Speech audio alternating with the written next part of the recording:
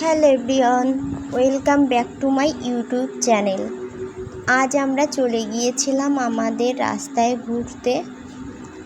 তো দেখেন আমরা কিন্তু চলে আসলাম আমাদের ব্রিজের উপর। ব্রিজটা আমাদের গ্রামের একেবারে লাস্টে, আর আমি রাস্তার ভিডিও করছিলাম। এখানে শীষ আকন্দর গাছ ভিডিও করছিলাম। তো ওখানে সুন্দর সুন্দর ফুল ফুটছিল, যেটা দিয়ে শিব পূজা করার জন্য কাজে লাগে। এখান থেকে আমরা ফুলগুলো পেড়ে নিয়ে যাই।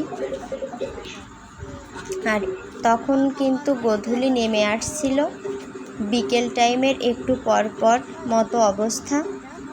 তো তারপরও অনেক বাতাস ছিল, পরিবেশটা অনেক সুন্দর ছিল। আমরা সবাই মিলে খুবই মজা করেছিলাম। তো ছোট্ট একটা ভাই ছিল, এজন্য একটু বেশি মজা হয়েছিল। আমরা 3-4 জন মিলে গেছিলাম ওখানে। আর এটা আমাদের বট গাছ দেখালাম। এই নদী খনন হচ্ছে, তো নদী একেবারেই বুজে গিয়েছিল, ভরাট হয়ে গিয়েছিল। তারপর স্কুবিটার নামিয়েছে। এখন নদীটা সুন্দর মতো করে খনন করা হয়েছে, যাতে করে জল জমে যাবে না।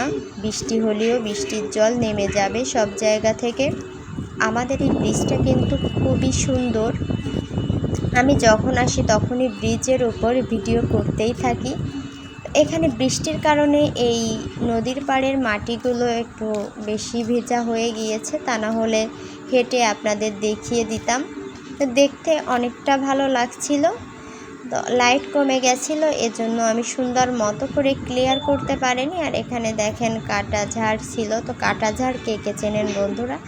কারণ কাটা ঝাড়ের সুন্দর ফুল ফোটে। তো এটা কিন্তু নদীতে ছাড়া দেখা যায় না, নদীর পাড়ে লবণাক্ত জায়গায় এদের জন্ম হয় এবং দেখতে অনেকটা সুন্দর লাগে। তবে এই কাটা ঝাড় মানে সম্পূর্ণ কাটা দিয়েই গাছগুলো ঘেরা। ফুলগুলো পার্পেল কালারের ছিল।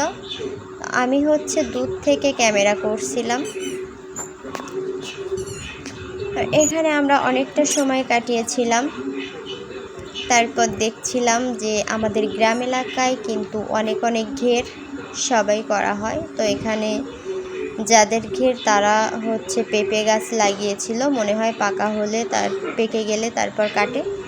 তারপর আমরা বোনদের বাড়ি চলে আসছিলাম, মানে একটু ভিডিওটা সুন্দর করার জন্য। ওখানে সুন্দর সুন্দর ফুল ফুটছিল, ভাবছিলাম যে আপনাদেরও একটু দেখিয়ে দিব। তো বল ফুল কার কার প্রিয় কমেন্ট বক্সে জানিয়ে দিবেন। আমাদের তো ভীষণ প্রিয়। এখন তেমন একটা দেখা যায় না, তবে বাড়িতে লাগিয়ে দিব। এই গাছটা কি আমি ঠিকভাবে জানি না, কিন্তু ফুলগুলো অনেক সুন্দর।